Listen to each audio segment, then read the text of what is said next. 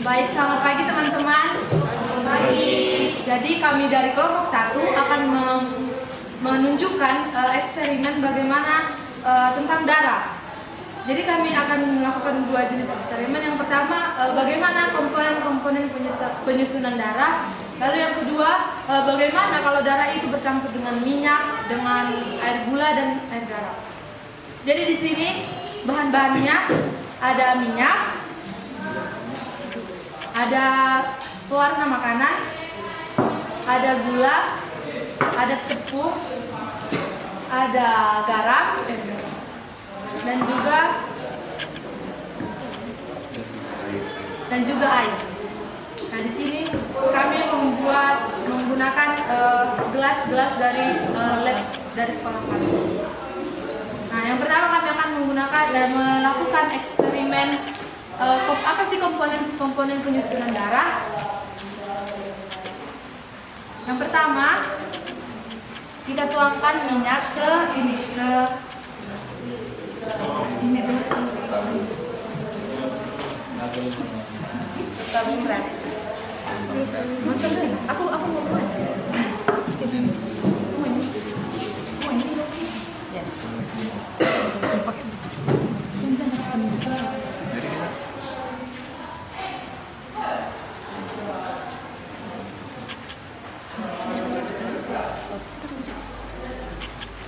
Sekitaran. Lalu kita masukkan air. Sini. Iya.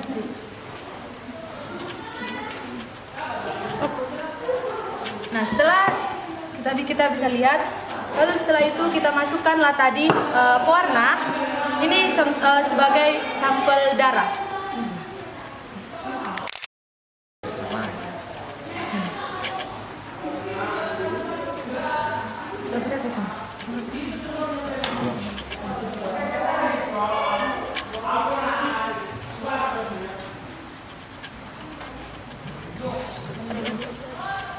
Mana aduknya?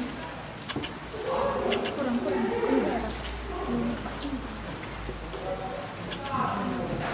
Nah, aduk. Terus kita aduk bilang. Iya. Terus kita aduk. Enggak usah. Coba.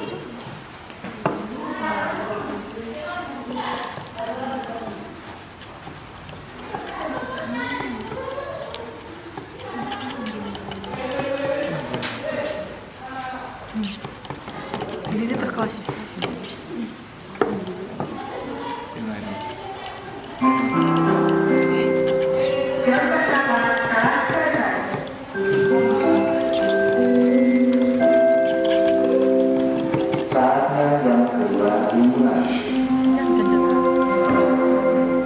Lalu kita tunggu beberapa saat. Lalu sambil menunggu yang pertama, kita akan membuat eksperimen yang kedua, yaitu bagaimana darah kalau misalnya bercampur dengan air garam, air gula dan minyak.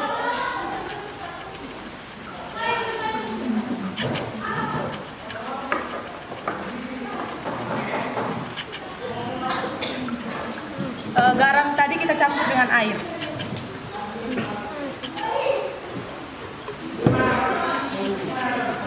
Kalau kita aduk-aduk sampai larut.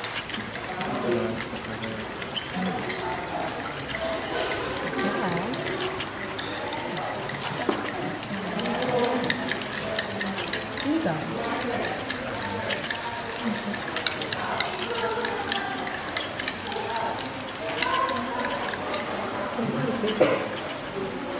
Cukup ya?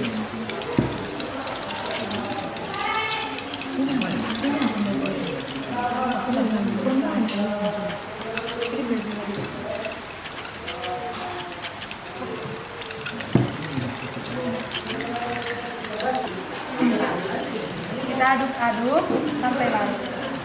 Jadi mungkin menggunakan proses Lalu, yang cukup lama, jadi sabar lah ya. Ini minyak.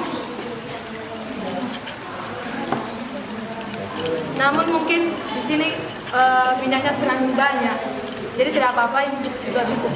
Nanti Kita akan lihat reaksinya. sambil menunggu airnya larut, kita bisa lihat, bisa sama-sama kita lihat di sini. Di sini kan terbagi menjadi dua jenis. Bisa kita lihat sama-sama. Ada yang lebih, ada yang merah pekat, ada yang merah biasa. Nah, kita bisa lihat kalau yang di bawah, kalau dalam darah, yang di bawah itu adalah sel-sel darah. Kalau kita tahu sel-sel darah itu apa aja? Darah merah, darah putih, dan keping-keping darah. Nah, kalau yang di atasnya, bagian atas, ini adalah plasma darah. Jadi inilah komponen-komponen penyusun darah. Bisa kita lihat sama-sama perbedaan penyusunannya kan? Inilah komponen penyusun darah di dalam tubuh.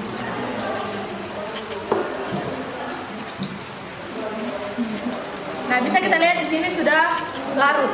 Ini adalah air garam. Ini adalah minyak. Dan ini adalah air gula. Nah, bisa kita sama-sama lihat. Pertama, kalau kita buat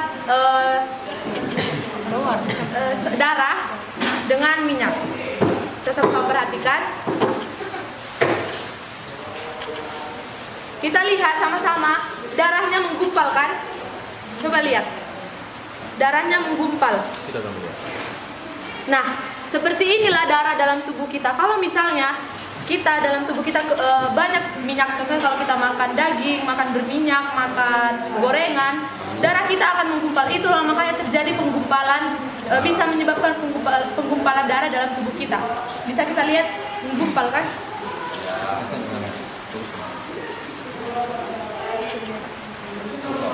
Coba kita aduk.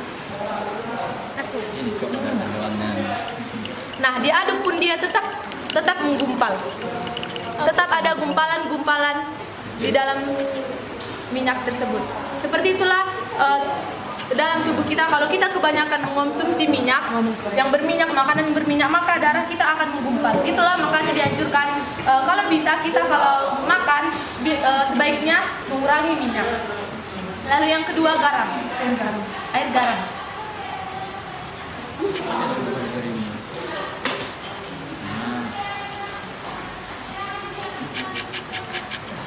Nah, kalau air garam bisa kita lihat di sini, dia tidak turun ke bawah, dia mengendap di atas,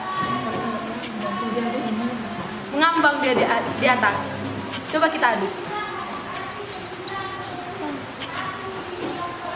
Kalau kita diamkan dia akan tetap ke atas. Seperti itulah juga kalau dalam tubuh kita. Kalau misalnya kita kebanyakan mengonsumsi garam, darah itu akan tetap berada di lapisan-lapisan darah. Itulah sebabnya menyebabkan kolesterol, darah tinggi. Jadi sebaiknya garam pun kita sebaiknya kurangi. Lalu yang ketiga adalah air gula.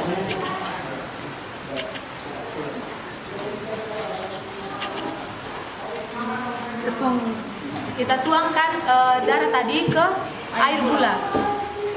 Kita bisa lihat di sini sama-sama. Coba kita aduk.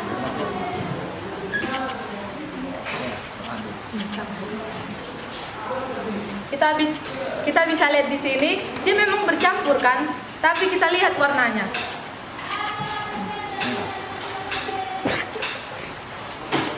Jadi sama halnya dengan tubuh kita. Kalau misalnya kita hampir sama dengan air garam. Cuman kalau air garam dia ada gumpalan-gumpalan, tetap terjadi gumpalan.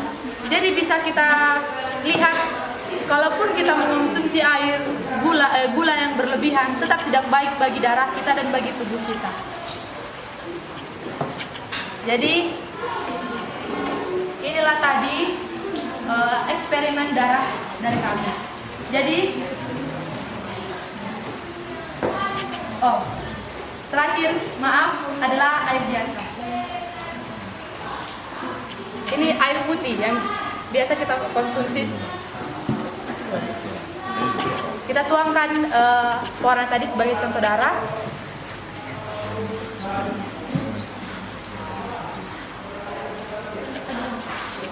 Jadi Nah, kalau kita bisa lihat di sini, kalau kita aduk, dia langsung larut dalam air tersebut. Kita lihat tidak ada gumpalan-gumpalan dalam air tersebut. Nah, seperti inilah dalam tubuh kita. Kalau misalnya kita mengonsumsi air putih dengan banyak, dengan cukup, maka itu sangat baik. Ini kita bisa lihat sangat baik dalam tubuh kita. Jadi dari keempat, saya mau bertanya, dari keempat ini mana yang sebaiknya paling baik kita konsumsi? Ya, tentunya air putih, air biasa. Jadi inilah eksperimen yang bisa kami lakukan. Kita bisa mengambil kesimpulan dari sini.